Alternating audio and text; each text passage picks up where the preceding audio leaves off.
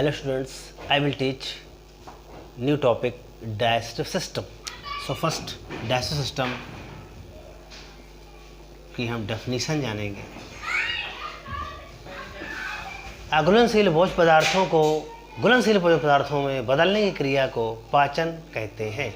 इसकी दूसरी परिभाषा भी है, जिसे हम लोग जानते हैं, जिसे हम कहते हैं जटिल कार्बनिक पदार्थों को सरल कार्बनिक पदार्थों में तोड़ने की क्रिया को पाचन कहते हैं। अब देखिए, जो पाचन तंत्र है ये हमारा जो शरीर के किस सिस्टम से चलता है, इसे हम लोग बोलते हैं आहार नाल। जो हमारी आहार नाल है इसकी लंबाई लगभग 10 मीटर होती है। कितने मीटर होती है? 10 मीटर होती है। अब देखिए, ये जो आहार नाल है इसके अलग कई तरह से कई इसके भाग होते हैं जो हमारे मुख गुहा से प्रारंभ होती है और गुदा तक जाती है, जिसे हम लोग इंग्लिश में माउथ बोलते हैं और इंग्लिश में रेक्टम को हम लोग गुदा बोलते हैं।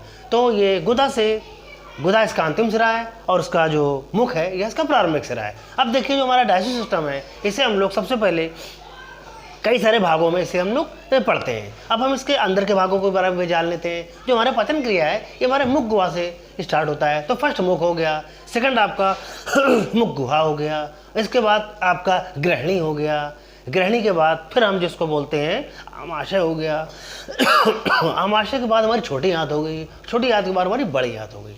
अब देखिए स्टूडेंट्स, जो हमारे ये भाग हो गए डाइजेस्टिव पाचन तंत्र के, इसके बाद हम लोग कुछ पाचन ग्रंथियों के बारे में भी थोड़ा सा डिस्कस कर लेते हैं। जिसे हम लोग बोलते हैं हमारे शरीर में जो पाचन क्रिया के 2 प्रकार के भाग हैं जो हमारे पाचन तंत्र में एंजाइम को सिक्रेट करके पाचन क्रिया को मदद करते हैं। अब देखिए, जो पहला है जिसे हम लोग बोलते हैं आग्नाशय।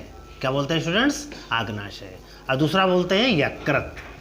ये दोनों हमारे पाचन ग्रंथियां हैं जो हमारे शरीर में विभिन्न प्रकार के भोजन के घटकों को पाचन करने में मदद करती हैं। अब देखिए स्टूडेंट्स, हम लोग ये भी जान लेते हैं कि जो हमारे पाचन तंत्र में कौन कौन से भोजन के घटक हैं जिन्हें हम लोग क्या बोलते हैं। देखिए, सबसे पहले तो कार्बोहाइड्रेट्स है, इसके बाद हम लोग प्रोटीन को लेते हैं, फिर इसके बाद हम लोग वसा को लेते हैं, वसा के बाद हम लोग लेते हैं खनिज लवण हो गया, मिनरल्स हो गया जिन्हें हम लोग खनिज लवण बोलते हैं, विटामिन्स हो गया और हमारा जल हो गया। इतने प्रकार के भोजन के घटक है जो हम पाचन तंत्र में हमारे शरीर के अंदर जाते हैं और पाचन क्रिया संपूर्ण होने के बाद इससे जो पोषक पदार्थ बनता है वो हमारे शरीर में कैलोरी के रूप में ऊर्जा अंदर पहुंच जाती है, जो हमारे विभिन्न प्रकार के शरीर के जो जैव प्रक्रम की क्रिया हैं उनको संचालित करने में मदद करती है। तो स्टूडेंट्स, आज इतना ही। इसके बाद नेक्स्ट टॉपिक हम नेक्स्ट डे डिस्कस करेंगे। So thank you.